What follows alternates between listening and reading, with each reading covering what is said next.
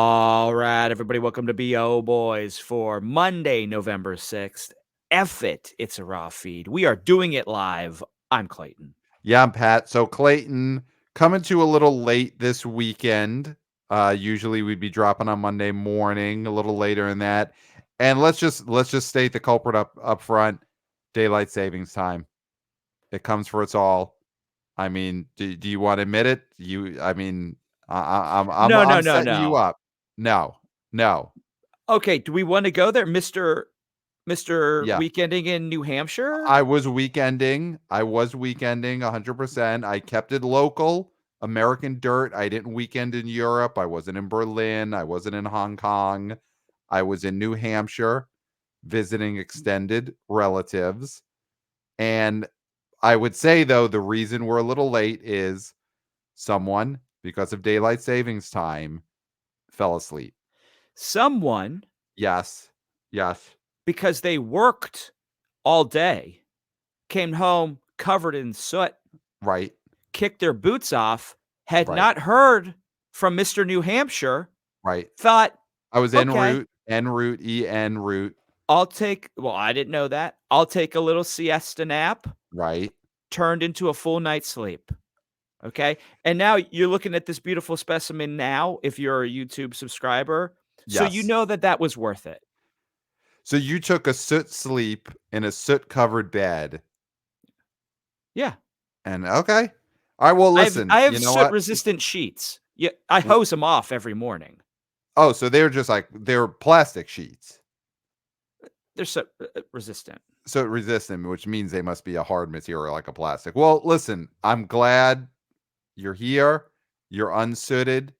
If you're a YouTube subscriber, which everyone should be, you can see that Clayton has not a speck of soot on him and he's ready to go. And I'm ready to go. And we're ready to talk about this box office weekend. So, Clayton, could you give us a plow for the box office weekend of Friday, November 5th, 2023? Number one, Five Nights at Freddy's made $19 million, down 76%. It added 114 theaters. It's at $113.2 million in its second weekend. Number two, Taylor Swift, The Eras Tour event, $13.6 million, down only 12%. It lost 169 theaters. It's at $166 million in its fourth weekend of release. Number three, Killers of the Flower Moon made $6.8 million, down 26%. It added 154 theaters. It's at $52.2 million in its third weekend. Number four, a newbie, Priscilla, made $5 million, and it is now at $5.3 million in its quote unquote second weekend. It had a very limited release, so this is its wide release.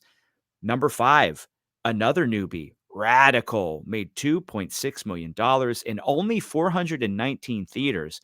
It's at $2.6 million in its first weekend. And that is your top five. So, I mean, that top five, Radical's the one that we did not have on our radar when we did our Mm-hmm. weekend preview. I think we talked about the Marsh Man's daughter. Was that the Marsh King's daughter? That Daisy Ridley Yep. movie we mentioned, and where did that end up coming in?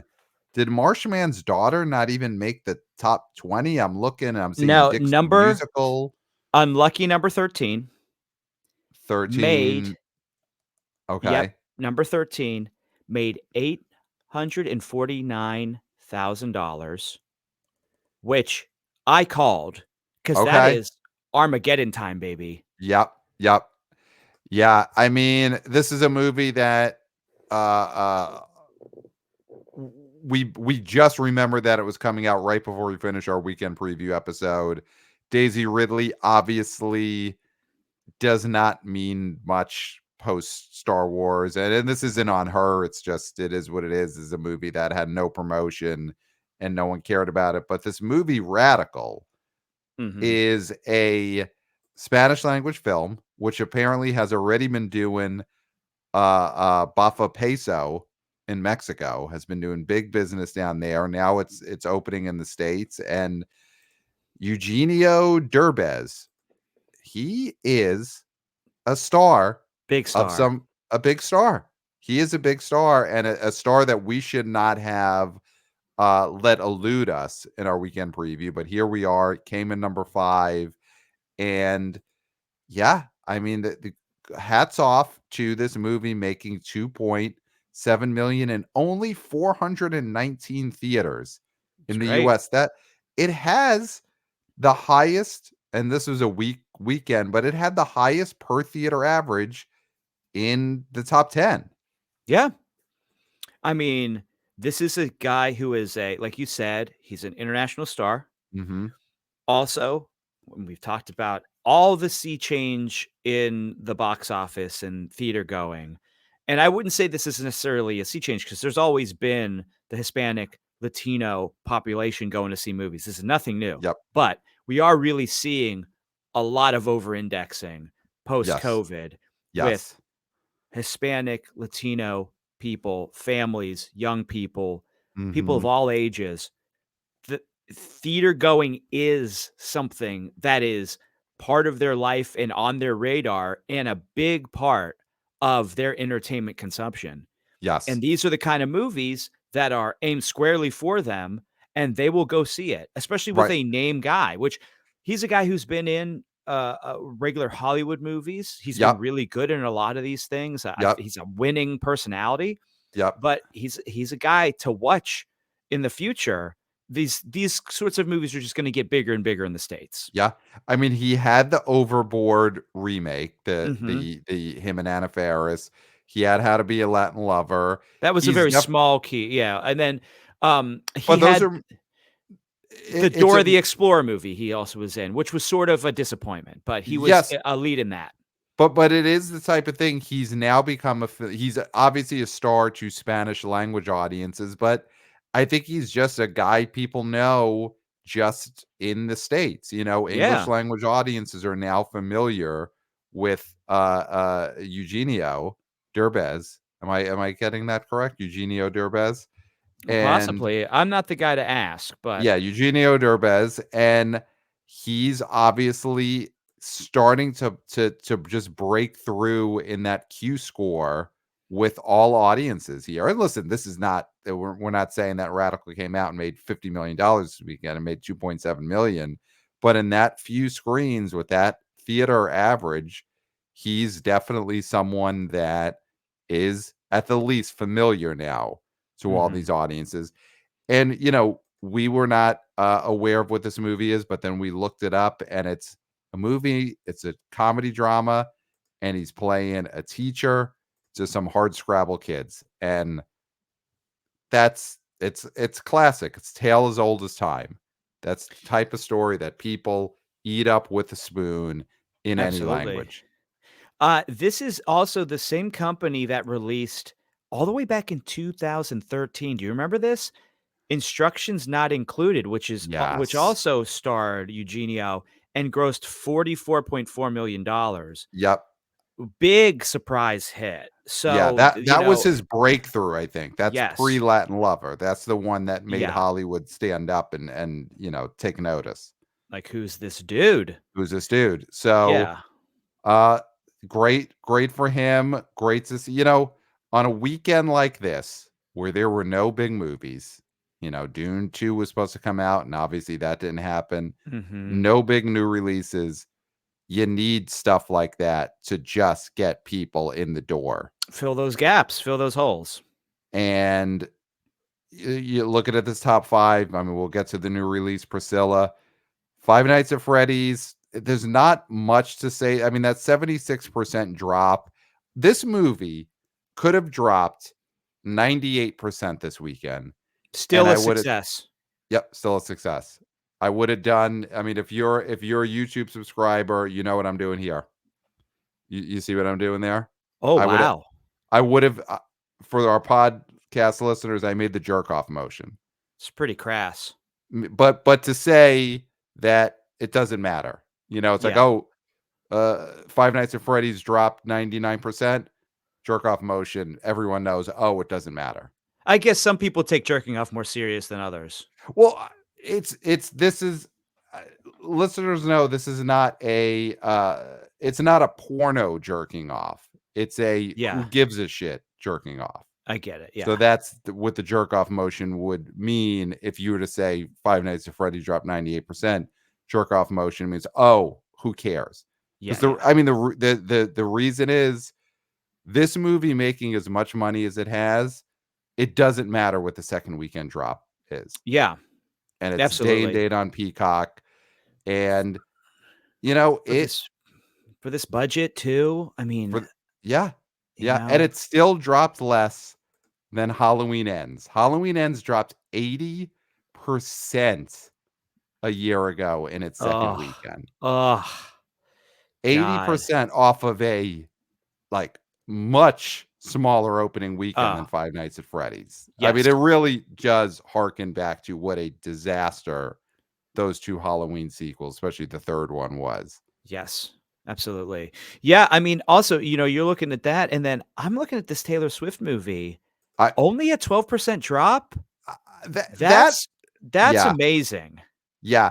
That's the one that really is shocking to me, 'cause I mean, That's I repeat business is what that yeah, is. yeah.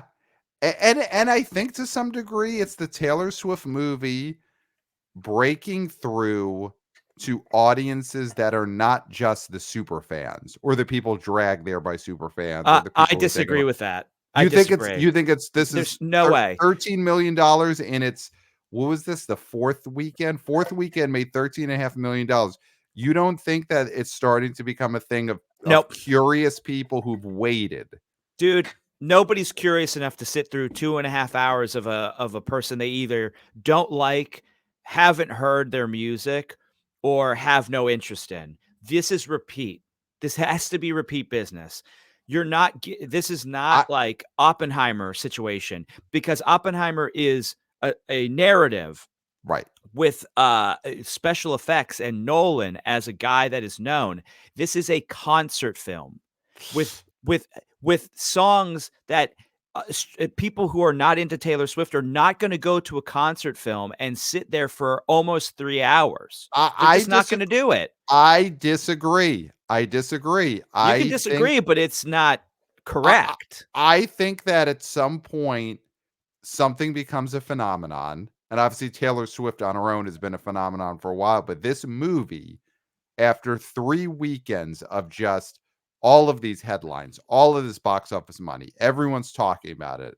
You go to the office, you're on your Zoom meeting, whatever it is that you do for a living, you're shoveling soot like Clayton does, and the person next to you is talking about, I took my kids to see it, I saw it, it was packed, everyone was dancing, this movie's made records amount of money for a concert film. I do think then curious parties go out for the first time in the fourth In the weekend. I 4th week, I don't, I, because then you're not gonna get the right experience if you're going 4th weekend, because it's not gonna be but as but that's crowded when and you as could much of a go. celebration. I don't Sh- agree. I I, disagree so strongly with this. so you think this 13.5 million was just, and This obviously is a strong fan base that will go multiple times.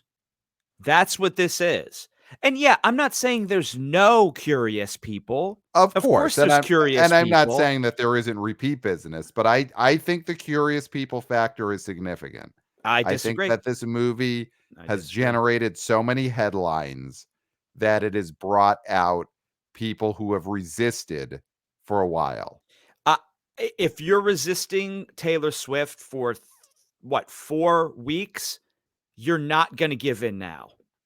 You're just not. You're just not. There I is a I level think with this where you're just not gonna reach certain people. I think that you look at humanity as a lot more stubborn than they No, actually I are. disagree. People change. People change. You're not And gonna and change in 4 weeks. Oh, I think you could change it. I think you could. I think with this amount of buzz and this amount of headlines and the BO boys talking about it week after week, I do think that makes people change. Pat, the buzz is gone. The buzz is gone. I, You know what people were eh, ready for? They were ready for Freddy. This is people that are beyond the buzz. These are people who I wanna see this again and again. That's what this If the is. buzz was gone, I don't know. I do think if the buzz was gone, we would have seen a, 50% drop in the fourth weekend. We wouldn't only see a 13% drop. The buzz is still there for this Taylor Swift movie. I mean, I know it's shocking because It's we both thought this was going to fall off a cliff at this point. We did not foresee it making $13.5 million, and I think that the buzz is reaching more and more people. I mean, please email us with your Yes, opinions on this yeah, because I could not more strongly disagree with Pat. This may be the strongest disagreement I've ever had with you on this that show. I disagree about that. I disagree. We have disagreed so much stronger. I mean, just recently, go back into the months leading into the opening of Barbie. I Oh, mean, we again, almost got into a physical altercation there. multiple Uh, times it almost came yeah. to But blows. that It was almost off came to knife mic. fights. That was off mic. This is on mic. This is On probably the strongest on mic. I disagree. I totally disagree. We've disagreed so much stronger in the past, even on mic. Even just I know off mic with Barbie, we almost came to blows. On mic on Barbie, we often were virtually in different places, so we couldn't almost come to blows, but we Mhm. did yell. We did yell. I fully disagree with you saying this is the most we've disagreed. We've disagreed much stronger in the past. Much I stronger. I'd have to disagree. Let's move on though, because we'll see Okay. what happens with Taylor Swift next weekend when a little movie, and we can't talk about it. We can't talk about it. We got to save it for the Wednesday preview, which we're scheduled to have our comic book expert David Thompson on. So I know what you're going to say, the Marvels, The but we Marvels. can't Okay, go well, into we the can't talk Marvels about it. We on this can't talk about it. episode. We can't That'll talk be about on the next episode. it. Let's talk But Priscilla. yeah, let's talk Okay. Priscilla. Priscilla's a movie that could have ate into the Taylor Swift fourth weekend, but it really didn't. But It is what we thought it was. it is what we thought it was. It's more, I would say, what I thought it was because I was a little higher on this opening weekend No. than you were. Uh, th Yeah. Dude, the opening was 5,000,000. We were Yes. talking about an opening for what? What was the movie? We were talking about, Uh, Ma Marie Antoinette. yeah, and I had it. You thought it wasn't going to come close, and No, that's not true. Oh that's my not god, true. it's like you I haven't listened to the disagree. I show. I disagree. I'm trying to spell Antoinette. Marie Antoinette, well, that opened to 5.3 million. I think that's her highest opening weekend that Sophia Coppola of any Sophia Coppola directed film. Marie Antoinette 5.3, in 2006, 5.3. That's her and high I said watermark. under. I said it would You be did say, under, and it is under, so I am correct. but barely under, close enough. It is under. It's You said under. this could make more. You said this could be like 7 or 8, 6 or 7 or 8. That's not what happened here. This made Okay. 5. It was under Marie Antoinette, and that is what I said. So I am correct. So, though, if you look at Sofia Coppola's films, it's the second highest opener. It's almost made as much as the biggest opener she ever had, Marie Antoinette. Marie Antoinette, of course, had a big star in Kirsten Dunst. It was coming off of her biggest hit, Lost in Translation, ended up legging out to being the biggest hit she ever had. Yeah. So I would say overall, this is a pretty good opening weekend for a Sofia Coppola film. She was on a little bit of a box office dry spell, I guess you could say. Beguiled and Bling Ring, opens to 3 million, opens to 2 million. So her getting this opening a movie to 5 million with no real stars, I would say is pretty good. Pretty good. The IP is Elvis, The IP is Elvis. Yeah. right? So the star is not the actors in this. This is the IP, which is Elvis adjacent. Right. And the thing is, this is an A24 film, and now, it's easy to get caught up in the fact that A24 has had big hits that have made a lot of money. Recently, Talk to Me was a big hit, and of course, Everything Everywhere All at Once. Right. But A24 also puts out small movies that don't make a lot of money, and that's Yes. what Priscilla is. Yeah. Priscilla is a low budget, small movie by an auteur that It's could an break awards play. Yeah, it's an awards play. It could break out, possibly. Sometimes these things break out. Mhm. This one did not, and it will Mhm. not, and I that's I fine. agree. Yeah. I think that, Elvis is the IP, but it's not to I would say it's not the version of Elvis that the fans of that IP are gonna clamor for. Mhm. Because it's a movie in which maybe Elvis is kind of not doing the right thing, in some way. And I haven't seen this film, but obviously it's about his relationship with someone who's much younger than him, which, the movie Elvis with Austin Austin Butler Butler. definitely skirts that, which is what the fans of the Elvis IP want. They want Yeah. that relationship skirted. And Yes. Priscilla's putting that relationship up front, and I don't know if It's the all about the skirt. it's all about the skirt, and that is not what at this point, the elderly fans of Elvis really want. They want No, that skirted. They don't want it about the skirt. no, absolutely not. So, I think this is more like you said, it's gonna be awards play. I'm not Mhm. hearing great buzz about this in that capacity, really, other than the young lady that plays Priscilla, possibly, but Possibly, but Best I Actress think is so crowded this year. yeah, yeah, both supporting and, best actress are so crowded. It's gonna Y be very difficult for this to make any waves. Yeah, and Sofia Coppola, she won the screenwriting Oscar for Lost in Translation. Bill Murray got the nomination that year. I'm pretty sure she got a directing and Best Picture nomination for that movie. And since then, I think she's kind of been blanked at the Oscars anyway. I mean, Beguiled, Bling Ring, Marie Antoinette. I don't think any of those, the On the Rocks with Bill Murray, even in the COVID year, that movie got no nomination. So she's a great filmmaker and someone who's a name filmmaker, but she isn't really an Oscar favorite anymore. So I don't No, think Priscilla is going to change that. no, no. No, she's not on that sort of, "Oh, everything she does gets a very hard look," Right, right, you right. know?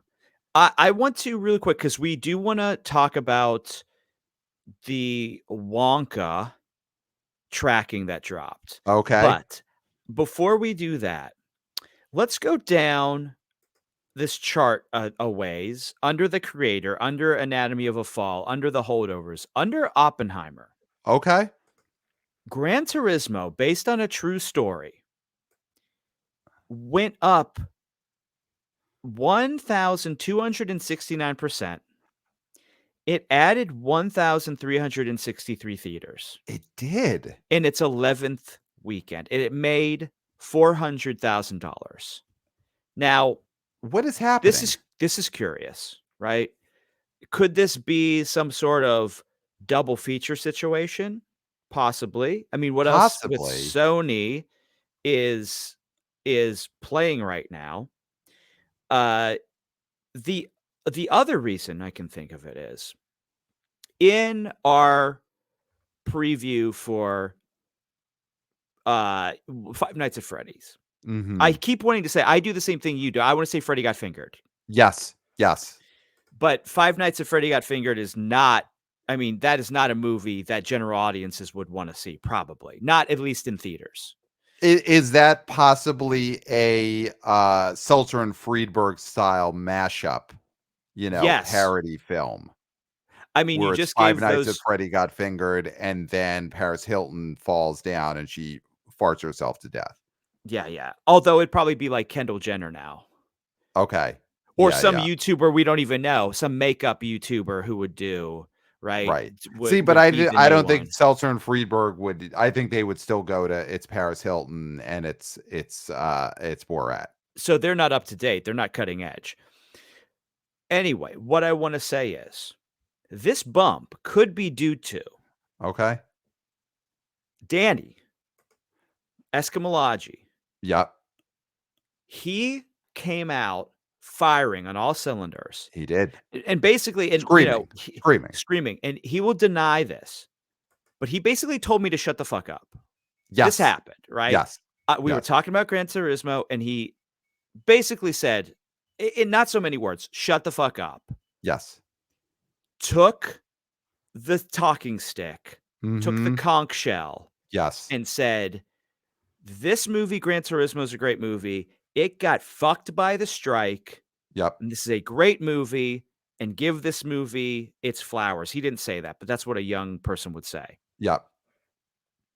And Yep. Sony heard this, and Sony listens to our show because they all listen to our show, all I right? mean, this They is have to this is listen the to our show. greatest proof ever that the top brass at Sony listens to the BO Boys. And they said, "You know what, Danny, iScreen, You you scream scream for for number the 4. number 4 movies." Yep. He says, "Give this another shot. People will watch it. People will see it." And you know what? They put it in theaters and they went out and done did it Yeah. Yeah. because they thought, okay, Five Nights at Freddy's, that's a video game movie. Great. People are thinking about video game movies. Let's put the video game movie back in theaters because Danny came on and said, that's a good idea. And they did it. They did it. I mean, honestly, I am scouring the internet as we speak. I don't see any other reason why this Gran Turismo, after what is this? It's 3 Oh, months ago it came out in yeah. August.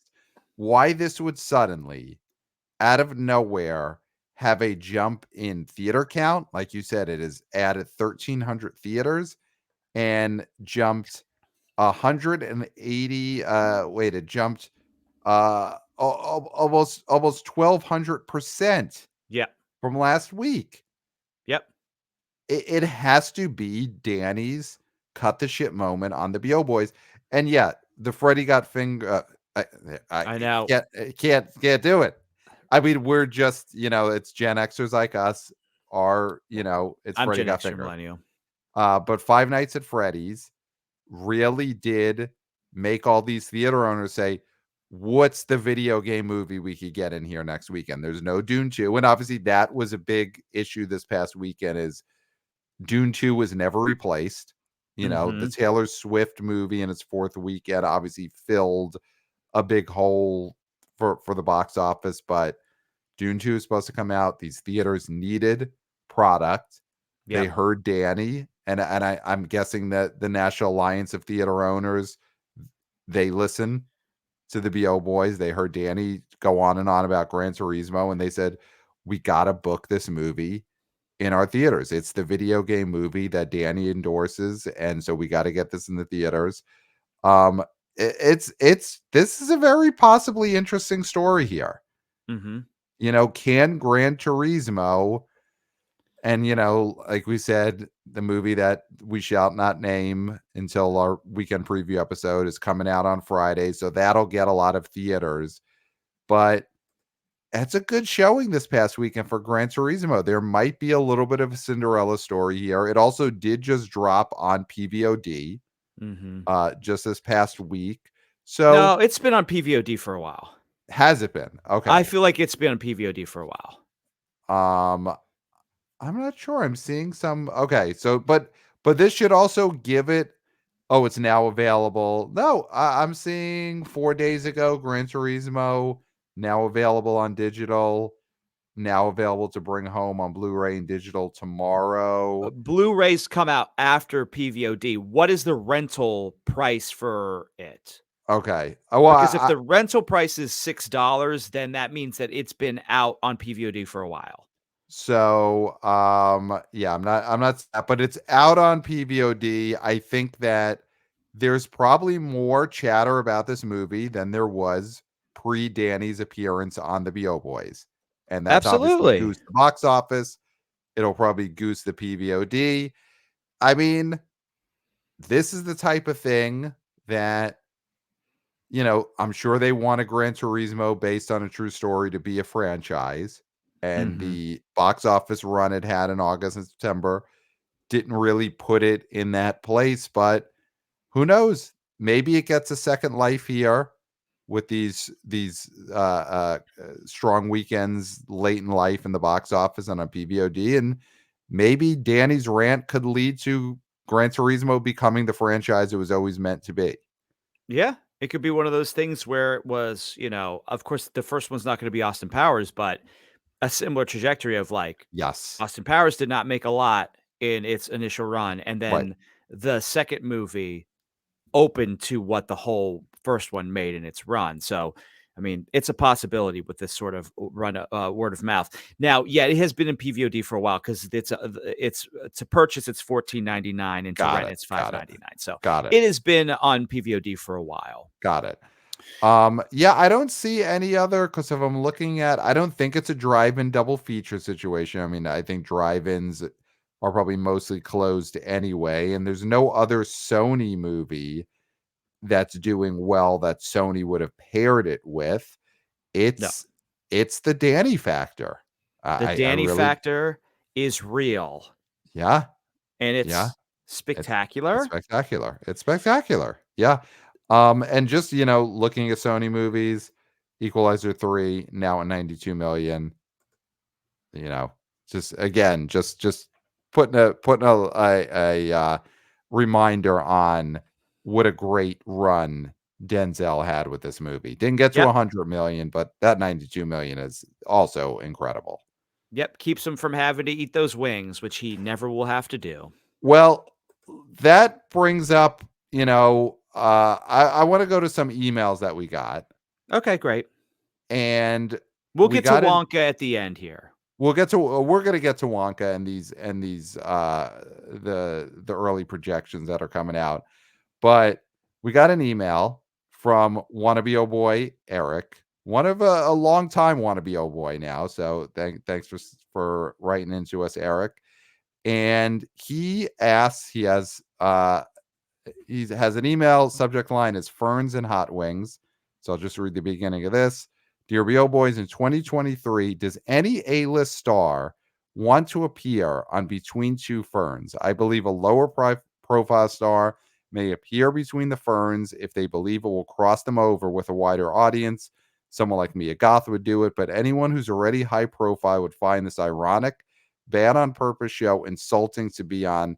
Jessica Chastain may have sat between the fern years ago, but those days are over. So let's just start there with the Between Two Ferns factor. I love that Eric brought this up because this is a show, an internet show I have not thought about in years. No. And It's and some I almost millennial bullshit. well, I was gonna say I almost feel like we need to, the audience that is coming to us because they want to hear analysis about Five Nights at Freddy's. I almost said it again.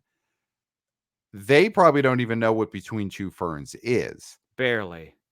So, would you agree this is no longer part of any promotional machine, even when No. the SAG strike is over? Next year, Dune 2 comes out or Challengers comes out. Is there any chance Zendaya goes on a special episode of Between Two Ferns? No way. No No way. way. No way. Because Zach Galifianakis, who is the host of it, Yeah. this was He was in the Beanie Babies movie. he was in the Beanie Babies movies that bombed. Yeah. Yeah. Also, there was a Between Two Ferns Netflix movie that tanked Mhm. as well. Mhm. However, a Streamo movie can tank, it tanked. Mhm. So this, I don't even think is a going concern. I mean, obviously, the hot wings is where you go. Mhm. So And so then y you have a whole new generation of people doing this sort of thing, like a young woman who just sort of popped, and everybody's talking about, oh, is she an industry planner or whatever? Is that Bobby? Bobby What's her name? Bobby Altoff. Altoff is She's the doing. one who does, like, "Oh, you're a rapper. What's She's that?" doing. Yeah, She's she does that. doing Between Two Ferns. That's Right. Between Two Ferns. That is, I'm Right. asking somebody shitty questions and making them look foolish, and then they're gonna make only the other thing is, like, they're not making her look foolish, or certain people are, because I think Offset was the one, right, who made her look extremely foolish. Yes. But there are other versions of this now that have younger people, people that are more relevant, doing this sort of format. So Right. Between Two Ferns is very much in the rear view mirror, because also those questions were offensive, and you can't ask those sort of questions in jest anymore. Okay. You can't use that sort of language. You can't make these sort of like sexist slash racist comments that were done in jest in that time period. You can't do that anymore. So if Between Two Ferns came back, they would have to switch up the sort of questions they ask. Got it. Got it. Yeah, I think that's true. I think that is not gonna come back. No, SAG strikes over, time to promote again. I don't think we are gonna. I think Eric nailed it. I don't think we're ever gonna see. He said something like Mia Goth would do it. I think no, no way, no way. She'll go no on way. the Bobby Altiaba show and sit with her doing her version of Between Two Ferns. Here's this is like a perfect example of this. We have been talking a little bit about like who's going to eat the wings and who won't eat the wings. Yes. Now, right now, with the SAG strike, it's No one almost can. impossible, right? No No one one can eat the can. wings. Yeah. Bradley Cooper is a guy who, for me, was on the fence because The Maestro is a movie that's going to need promotion to people that are, the younger people need to sort of know who this person was, and that this movie, what is it about? And who was this person that is getting this biopic treatment?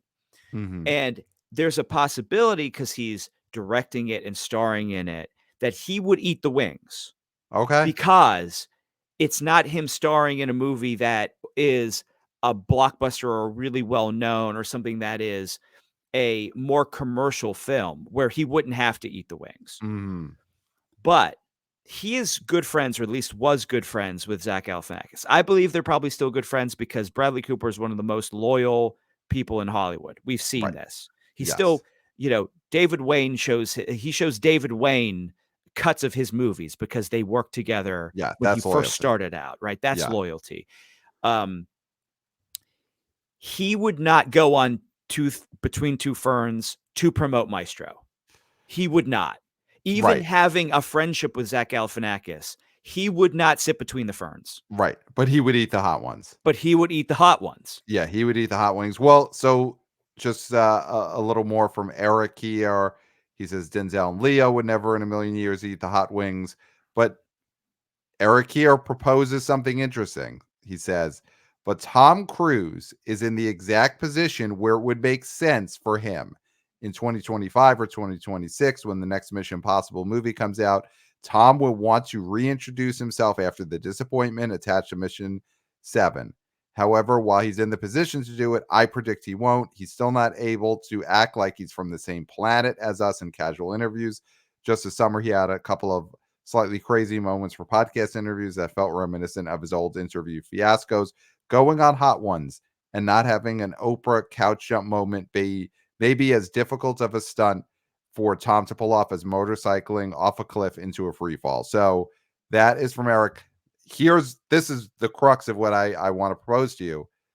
He lays out the scenario. Tom Cruise is coming off Dead Reckoning Part 1, which, Clayton, have you heard that the rumor is that the next Mission Impossible will not be called Dead Reckoning Part 2? They are going to completely memory hole the Part 1, Part 2 aspect, and they are just going to push on, give it a different title. Well, it That got moved back a year. got moved back a full year. Yeah, they're really trying to. I mean, they probably had to production wise, but Yeah. they really want to distance the next movie from from Dead It- Reckoning Part 1. that is not a rumor. It's happening.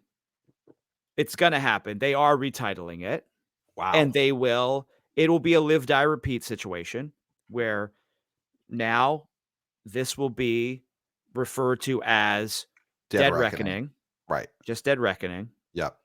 And I am going to go out on a limb, and I'm going to say, when this next one happens, Cruise eats the wings I think so too. I know because it's Eric. a stunt. It's a It's a stunt. stunt. It's a stunt. Yeah.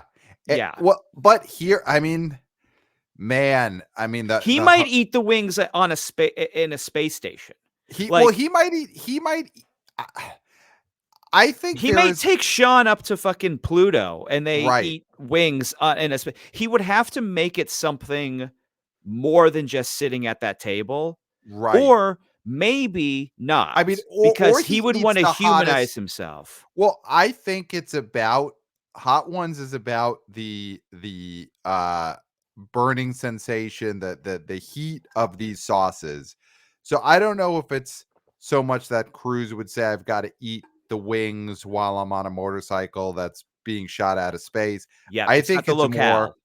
he says want the 7 hottest sauces that have ever existed. Yes. That's what I think Tom Cruise, and listen, that could be in the next Mission Impossible. I mean, they're searching for a new title because they're not going to call it Dead Reckoning Part 2. Maybe the next Mission Impossible is Mission Impossible colon hot wings. Or the And pre-show that's the big stunt. That's the big or stunt is it starts on an episode of Hot Ones, but you got to see him eat the final sauce in the movie on IMAX.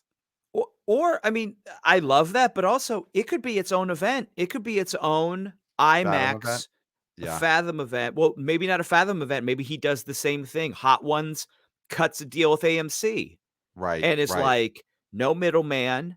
We're basically sitting in the same studio. We just have Right. the 7 hottest sauces that Yeah. could kill people. I Yes, mean, these sauces have killed people. that's All what it's right. gotta be. It's gotta be that Tom Cruise does Hot Ones, and all the sauces he's gonna eat have been used to torture, you know, Prisoners. hostages, Yeah. prisoners, whatever. Like, they've been law enforcement, military grade sauces that have never been for,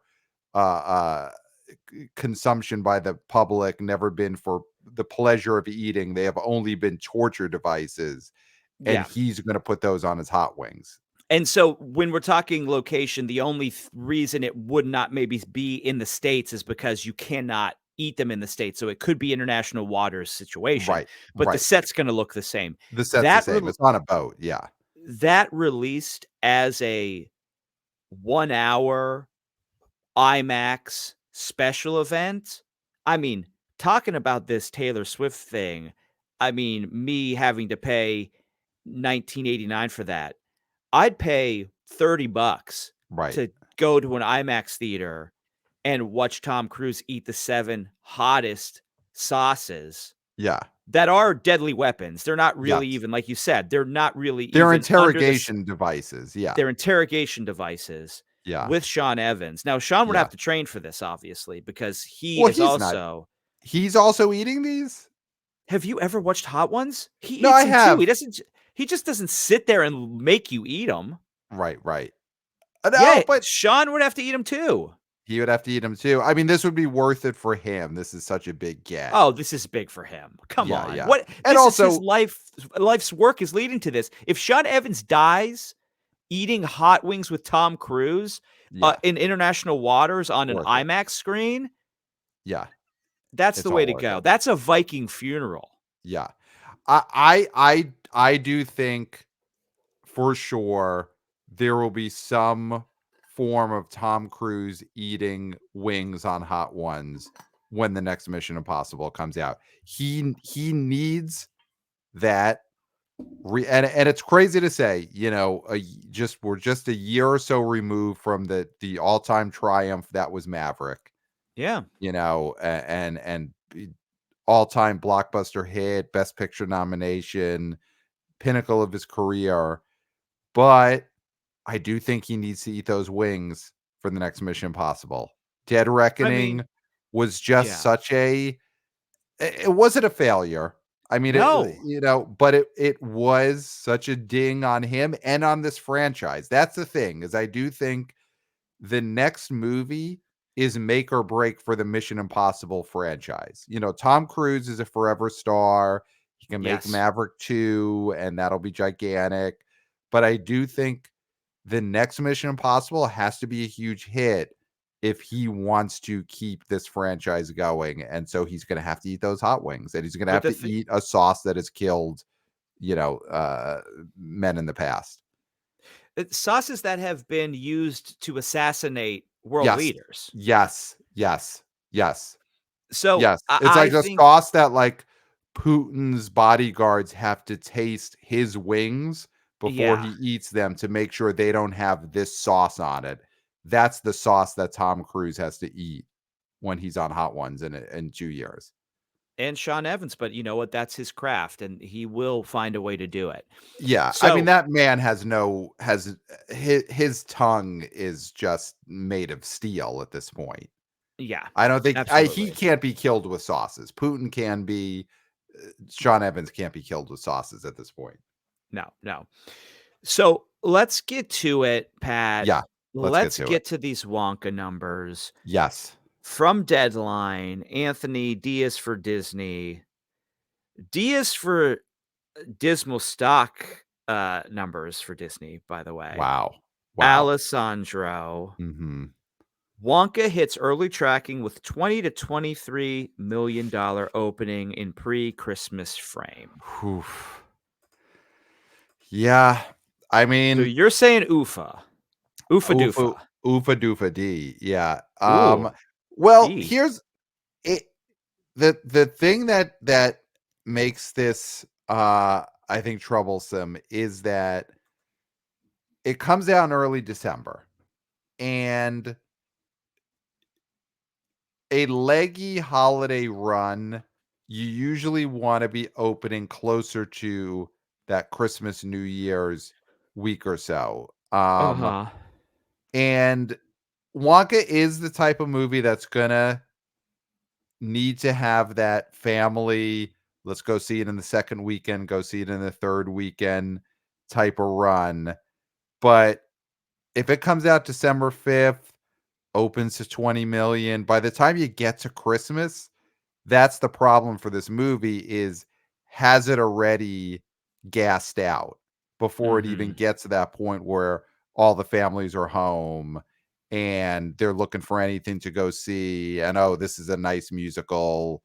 We've watched the original, like that's the thing. If this was a Christmas Day opener and the opening weekend was a little sluggish, I'd say it doesn't matter. People are going to go see this the whole following week. Everyone's home from school, but December 5th, a low opening weekend, you might be out of theaters by the time you get to Christmas. I don't know. But what do you think? Well, Do you feel like this 20 to 25 million is not a concern?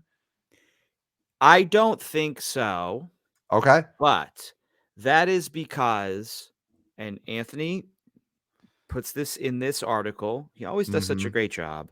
Yep. He is mentioning two of the greatest Christmas runs ever. Mhm. And one also was a musical. Can you name that one? Of course you can. Yeah, of course, The Greatest Showman. Opened to 19 million and then went on to make 174.3 million, right? Amazing, Now, all-time classic run. to say that it would do that is uh, insane. Insane. But Puss in Boots: The Last Wish opened at 12.4 and did a near 15 times multiple Wow. with a final domestic of 185.5. Both movies that were released around Christmas. Mhm. Another movie, Jumanji: Welcome to the Jungle, opened to 36.2, and we know what happened with that. Oh, incredible run. Incredible So run. I mean, these the are the all, Rock's probably most impressive box office performance is that first yeah, Jumanji movie.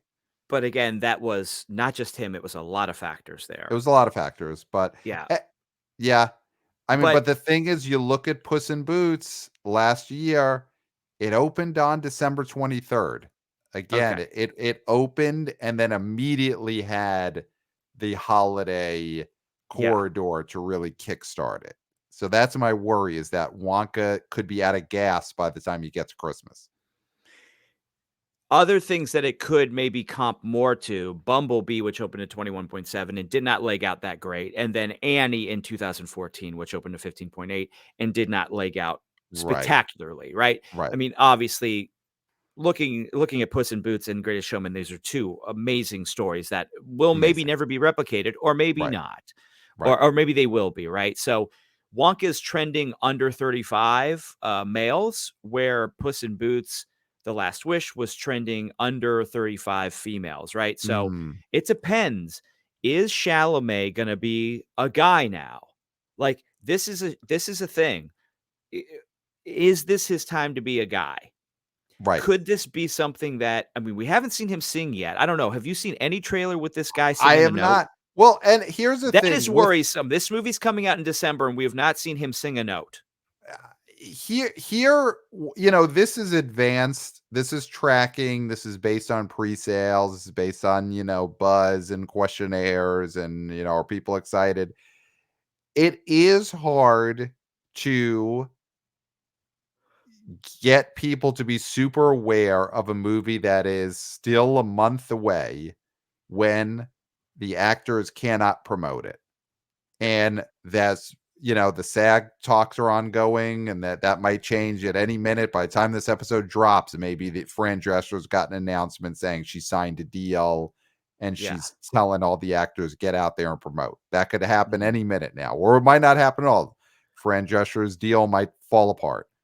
But I Yep. do think a movie like Wonka, a month out, the projections could change greatly if Timothy Chalamet is able to go out there full bore and tell everyone that this movie exists. Yep. There is just a certain amount of the population that is not going to know this exists until the stars get out there and go on the shows, but just also tweet, retweet, Instagram it. That is a factor. So that 20 million projection right now could be a lot higher in a month after some promotion. And We talked about him hosting SNL. That's yeah, happening this coming Saturday, the not 11th. last Saturday. We No, that's erroneously Saturday. said last Saturday. Yeah. Yeah. We got a little excited. But this Saturday, Chalamet's hosting. But if the SAG deal isn't finalized, he could host the show, but he cannot say the word Wonka. Well, That's a big Momoa problem. Momoa just got announced as a host, and he's obviously there for Aquaman, but Right. if there's no deal, he can't say Aquaman. He can't say Aquaman. He can't say, I mean, I guess you could possibly get cute with it, if you're Chalamet and he's not allowed to say Wonka, And talk and and you Tonka and say Tonka trucks. I really love Tonka trucks. I y wish that, oh, I have a speech impediment, so I say Tonka like Wonka, whatever. right. He could do that. I mean, you could do a thing where you have Dress him him up. visit Yeah. Gene Wilder's grave in, like, a remote Okay. piece, and you never say why. He just says, "I just wanna go see where Gene Wilder's buried."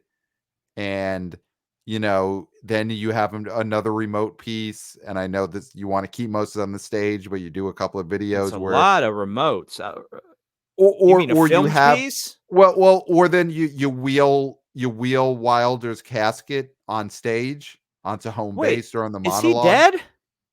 Yes, Gene Wilder's dead. This Gene is something for the Wilder's, after BO. yeah, usually we do the celebrity obituaries on the After BO. Yes, Gene Wilder died in 2016. He's 16. very dead. So you could wheel the casket out during the monologue, never say why, just Gene Wilder's casket, and that'll make people think Wonka.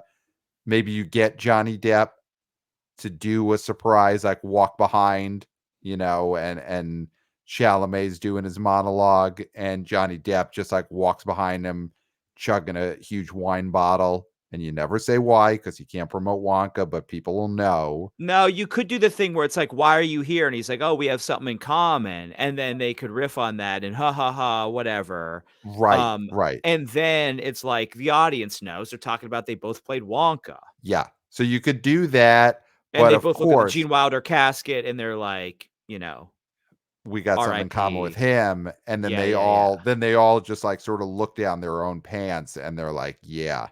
Yeah. And Okay. that's what we got in common. Something like that. Something like that. Really, They could yeah. do that. Very Um, crass. Very correct. But listen, it's on an 11:30. So they could get away with it in Yeah. a way that we can't because, we're drive time afternoons And and we're all mornings. ages. And we're all like, yeah. So there's ways you could promote, but obviously the most direct thing would be the strike is over by then, and Chalamet just comes out in the Wonka outfit and stays in it for the entire episode. Mhm. That would be the best case scenario. So we'll see. I I agree. I'm not super worried about these early projections for Wonka, and that movie's really just going to depend on, is it a actually good, quote unquote good movie, in the sense that will it appeal to families in a big way? And And those that's Paddington movies are excellent, yep. but they're not big hits. They're not big hits, but this is a And it's the bigger same IP gentleman than who did it, Wonka. yeah. Yeah. It's So the I mean same there's a gentleman, that's why I mentioned it. yeah. So we will see. So Clayton, I think this has been a jam-packed episode, Oh, so despite there packed. not being any big new movies at the box office this weekend. We still managed to put together a spectacular episode. Effortlessly. Yeah.